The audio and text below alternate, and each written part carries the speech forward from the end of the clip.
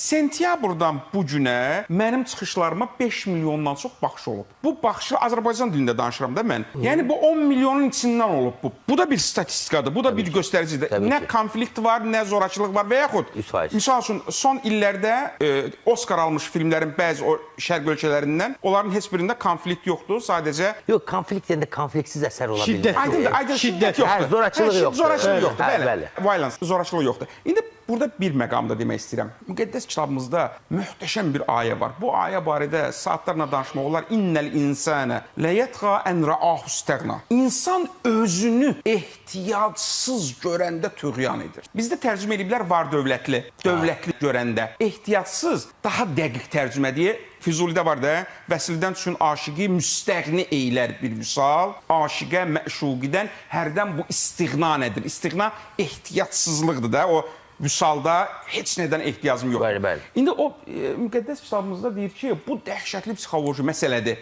Aqressiyanın bir səbəbi də budur. İnsan yekəxanadır. Özünü tam ehtiyatsız görür, heç bir şeyə ehtiyacım yoxdur. Bütün problemlərdə, konfliktlərdə, lap cinayət törətsəm də bunu mən bağlaya biləcəm, ört-basdır eləyə biləcəm. Bir səbəb də budur. Düzdür, bunun deməzdim böyük səbəbdir. Çünki insanların az faizi bu qədər iddialı ola bilirlər cəmiyyətdə. Amma gizli iddialar da var. Amma bu da var. Çünki son illərdə mən özüm müşahidə elədim. Adam yüksək məbləğdə pul qazanır, əvvəl kasıb olub, gəncdir, inkişaf edib, böyük bir şirkətdə bir yerə çatıb və yüksək məbləğdə əmək haqqı alır. Anidən gəlib birini vurub bıçaqlayıb. Mən otururam, çox fikirləşirəm ki, niyə görə axı insan bir səbəbi də bu ola bilər?